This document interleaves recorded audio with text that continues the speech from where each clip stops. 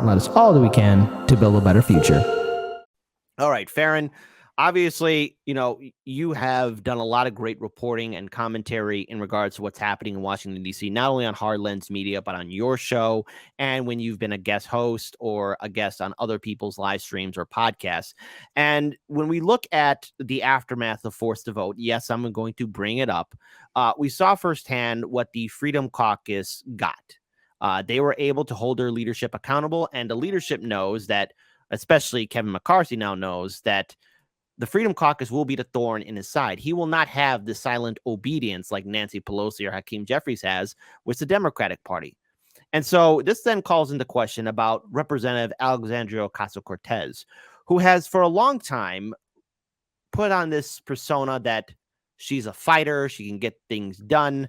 But an interesting video caught my attention. Farron, I would definitely like your commentary on this too when we get done playing it, because I also want to play another video that also caught my attention in regards to the effectiveness of AOC. Here you have, once again, ABC, a corporate media outlet, calling AOC the least effective members in Congress, yet the Republicans focus on her. So this is from Case Study QB, who is still wrongly being censored by Twitter. We will talk about that later on, about Twitter and censorship.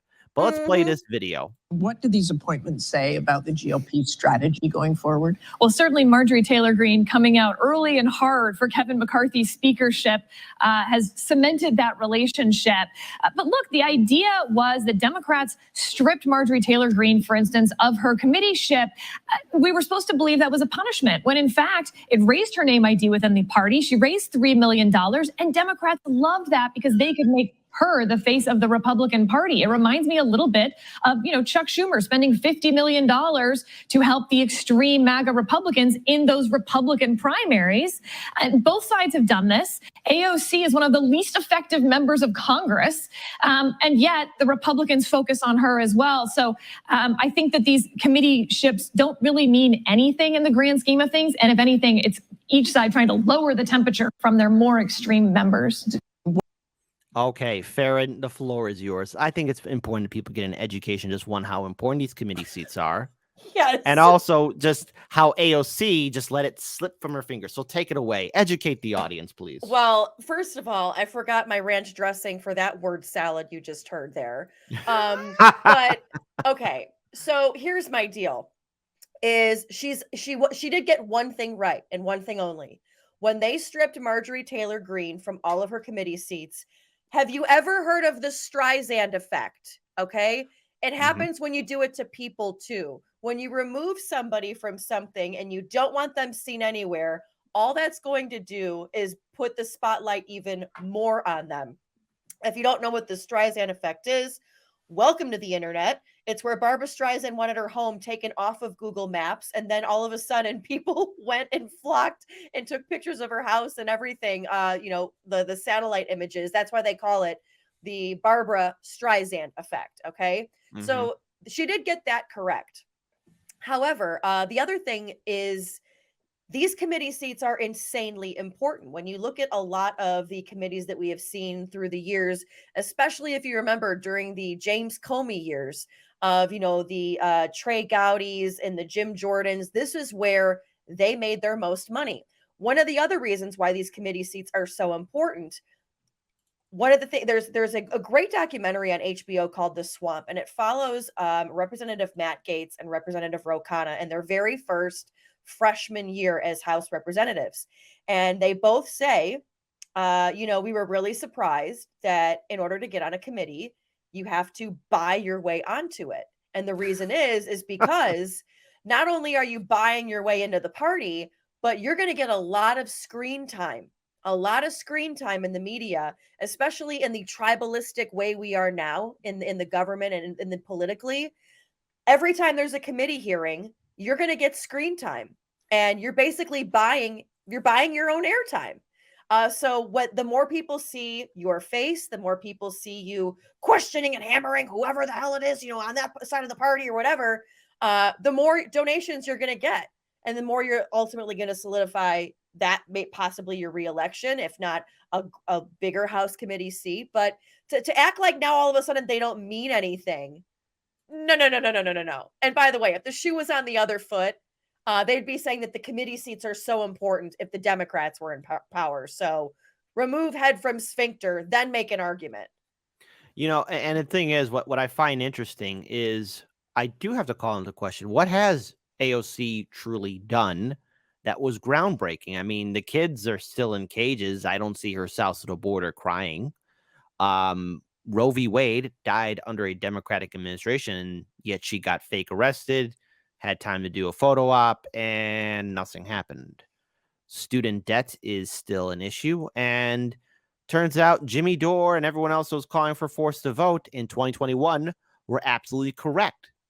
And yet AOC, all what she really has to her accomplishment is that huge amount of support she got in 2018 and the aftermath of Bernie Sanders' 2016 campaign in the Democratic primary, and as well as she rode on the wave of the Bernie Sanders 2020 campaign. Even though I would have to make an argument, she probably was much more of a detriment, as she was then calling for him to denounce Joe Rogan's support for his campaign, which again, it's AOC. Come on. Read the environment, read the area. If you can't see the value of somebody like Rogan and his endorsement, you are terrible at this game of politics. But I don't think you realize though how she probably thinks she's more important than Joe Rogan though. Yeah, that is the case. But however, though, Farron, something interesting happened over the weekend too. I know we're talking about a lot of stuff that happened over the weekend, but this is something else that is groundbreaking. And this happened on the 21st. And this video has gone viral. And I'm proud to say that I will also be having this person on our show on Friday. Now, Lucy Ken, 22, or also goes by the name Blue Moon on Twitter, was at AOC's town hall and stood up and called out AOC for her funding towards Ukraine, the lack of action from the Democrats, and the need for an independent movement from the establishment. So the thing is, this kind of goes back to something that we mentioned earlier. How effective is AOC, and does she have the support and respect of her constituents? Wait, was this girl not notified that you can't do this? Because I could have sworn we're not allowed to do this. Well, AOC once said, you got to make the politicians uncomfortable. Well, here is, again, this activist right here, and we're going to have her on the show this Friday. I already spoke to her, so it's gonna happen unless anything else happens down the road. But we're more than happy to have her on. But Friday, we're really scheduled to have her on. But let's hear her words. Now, again, there are subtitles there at the bottom, so I urge everyone to at least, if you need me to pause it or rewind it or clarify anything, moderate. This makes it so much better because she speaks Spanglish, AOC. She speaks broken Spanish, and she likes to memorize these phrases. She's not proficient in what it sounds like this woman's about to say. Yeah. So what I want to say is, if anyone needs me to rewind what she says or clarify, moderators, please let me know right away. Una ley de amnistía, una ley de migración hace 40 años. No, necesito hablar, necesito escucharme. Yo vine para hacer una pregunta. Señora, yo vine para hacer una pregunta. Hace 40 años que no hay una ley de amnistía en este país, ¿ok? Todavía no hay una ley de amnistía en este país.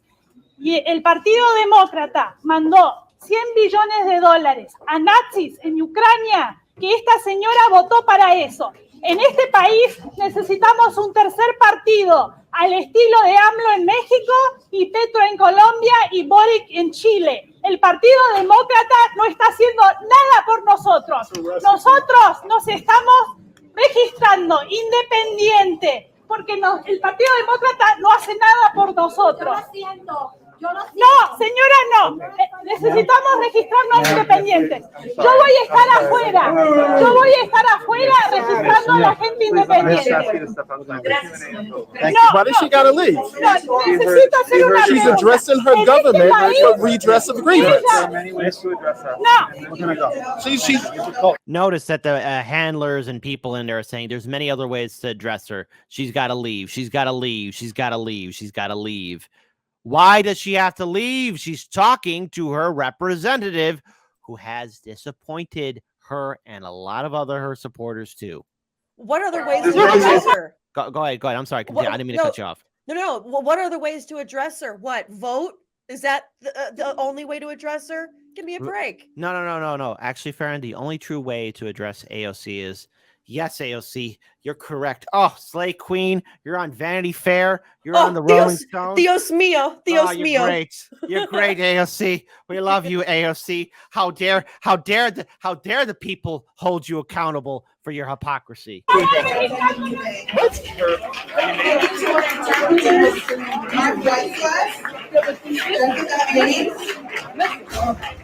Brenda Leon, Alvaro Ortiz Vasquez, as well as translation services by Kara Camacho and Wendy Hart.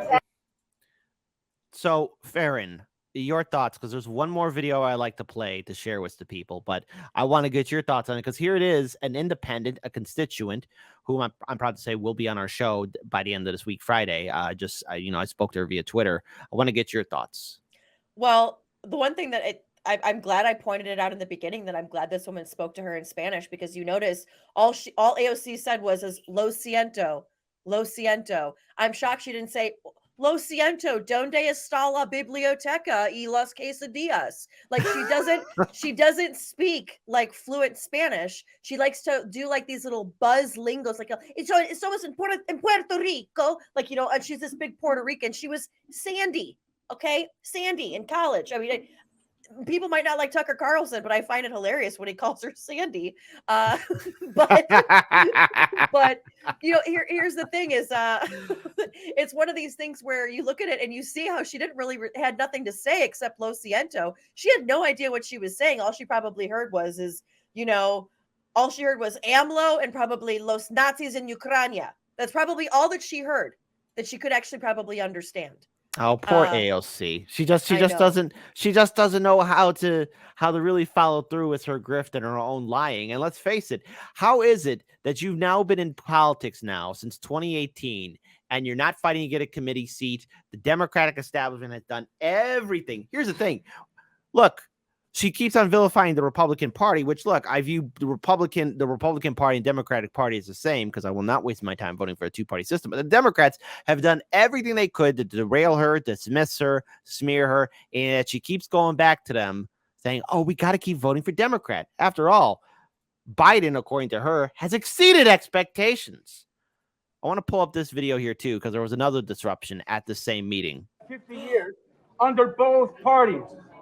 Both parties. It's a systemic thing. It's not just your committee seats. It's a systemic thing for decades. For decades. What are we doing about that? Because it's people of color, it's black people, it's poor people who aren't able to go to school because nobody's fighting for people to have an education. Well, you know what? You excuse. There's folks waiting in line. You're being disrespectful. Most disrespectos. Against what's going on is the BS.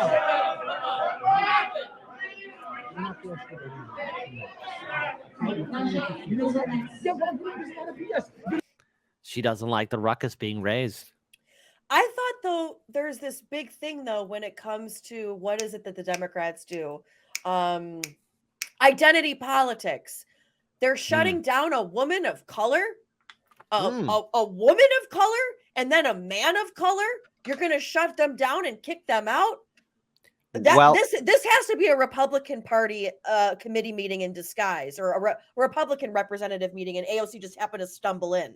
What we're seeing here, Farron, is the fact, and this is something I now am convinced is the real truth.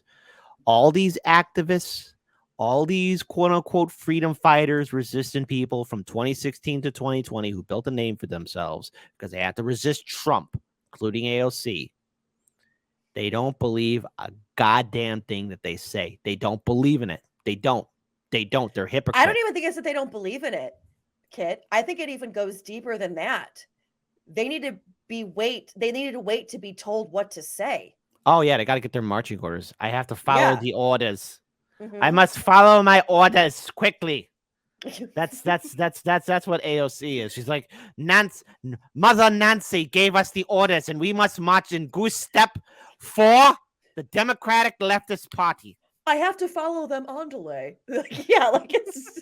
I mean, and that's the one thing too is folks. I don't and like somebody even said in the chat. I couldn't care less if she spoke Spanish or not. Like somebody said in the chat, but it's psychopathic that she acts like she can speak it fluently, and then you see her like, and you're like, you have no idea what they're saying, do you? Like it's all an act. It's all an act. Politics is show business for ugly people. Okay, Exactly. It's all an act. It's all an act. And you know what, Farron?